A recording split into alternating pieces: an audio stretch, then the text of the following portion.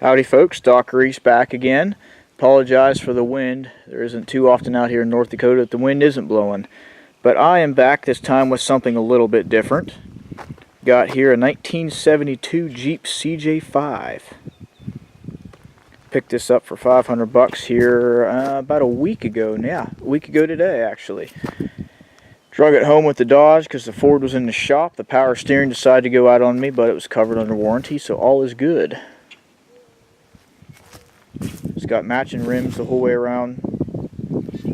Little rough's definitely been rolled a couple times, but for the most part it's pretty well intact, and for a $500 Jeep I can't complain too much compared to the prices of a lot of other ones. It gives me something to work with a little bit, and for just palling around a little bit it'll do what I need it to. Haven't cleaned out the inside yet. It does have premium ventilated floors. Was sitting obviously under some sort of pine tree at one point in time. I have not crawled underneath yet to look at the transmission to see what transmission it's got. I know it's a 3-speed, that's all I know. Hoping that the windshield frame here is straight enough I can be able to put another windshield into it. It actually has, probably still laying here, in the back. The seal for the windshield was laying on the floor here. Somebody had taken all that stuff out, the toolbox, all that other stuff, cut out the wheel wells so they could put full-size seats in there. They do not match, but they're somewhat comfortable. And with a set of seat covers, I don't think it's going to matter a whole lot. And here's where they notched out the wheel wells. I'm going to have to patch these up a little bit. Not a whole lot of rust on the frame. Corners messed up here a little bit. It's missing the gas tank that goes up underneath the body, but for 200 bucks I can get a new tank and the spout and the hoses to go in there. It's not too bad. Got some parts laying in the back here. The battery says 2003, so it's probably a good indicator of when it ran last. There's a plate, or somebody has screwed down some sheet metal here. It runs up behind the seat and around, so I'm not thinking that underneath here there's a whole lot of body left, but we'll see. Tailgate's in fairly good condition, a little bit of rust along the bottom, but all in all not too bad.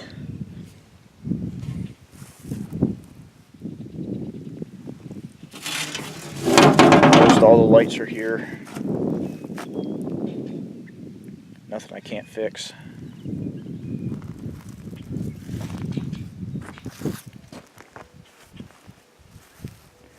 Looks like they had put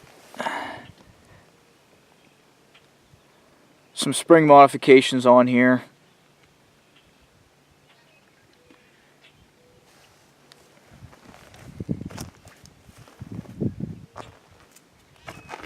This one didn't work out quite as well.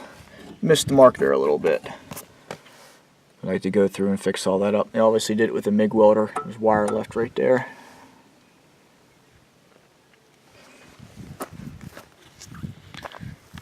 Driver's side isn't too bad. Dirt and pine cones on the floor here again. Just a few pinholes, nothing like there is on the passenger side. Unfortunately, the whole dash cluster is gone, replaced with just a steel plate and a couple switches. It does have gauges though, temperature, battery voltage, and oil pressure. And I'm guessing by the switch configuration here, this is probably your ignition on and off, and then the push button for the starter. This does have the 72 data plate there. And these are Jeep seats. I don't know out of what, but they do say Jeep on them.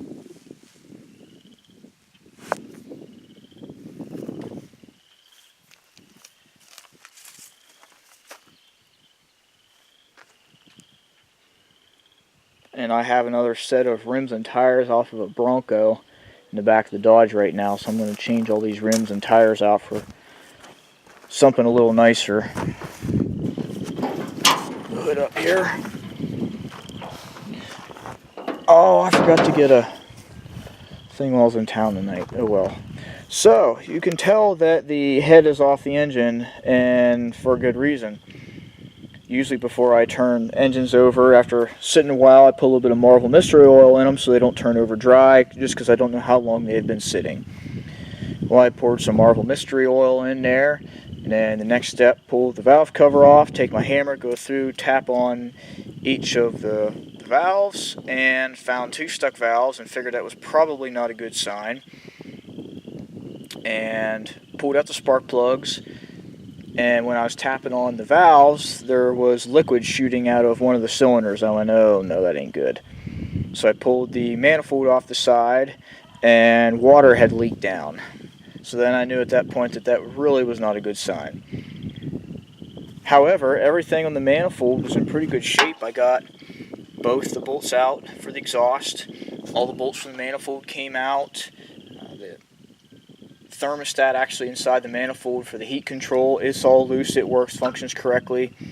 But went ahead and pulled everything off, and I knew this engine had been apart somewhat recently because there was anti-seize on all the bolts, and all these bolts were brand new.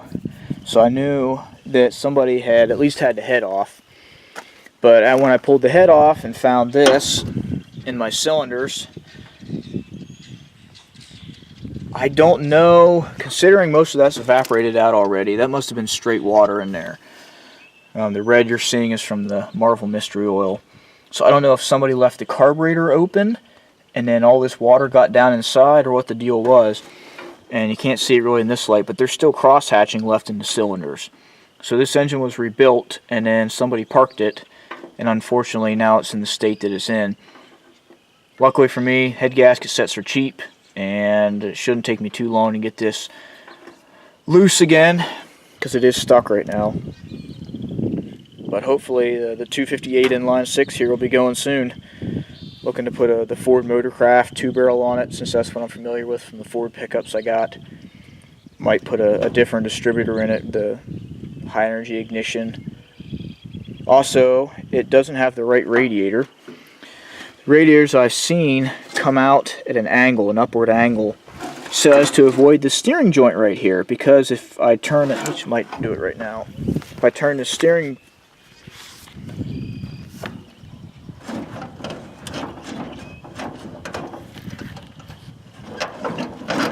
it moves my whole front clip, and that is because the radiator hose is resting directly on that steering joint.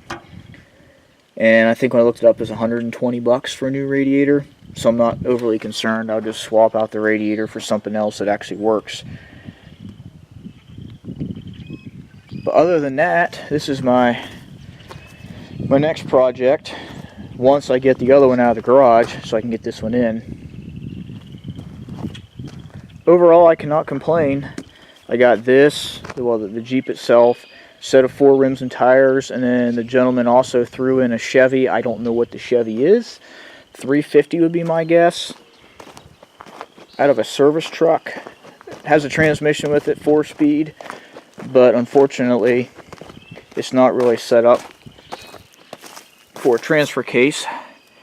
So I don't know what I'm going to use it for, but the engine may be of use. Not too familiar with Chevy engines, but I do know it's a newer one, because it has injection and the electronic distributor, but unfortunately all the wires for the distributor were cut. So if I do use this, it'll probably go back to old style carburetor and older style ignition. So for those folks that know Chevy out there and might be able to help me, I haven't done a lot of research on it yet. I'm sure there's probably casting numbers on here somewhere that I just need to look, uncover some grease, and then do some looking.